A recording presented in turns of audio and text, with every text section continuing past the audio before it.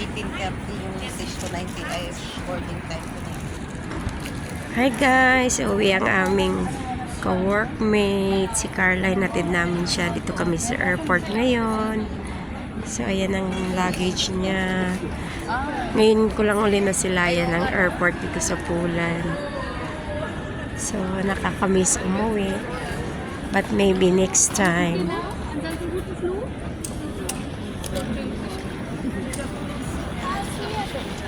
Yeah.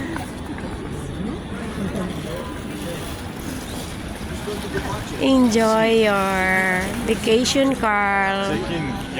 See you after 2 months. Mahaba-haba ang kanyang vacation. Yes.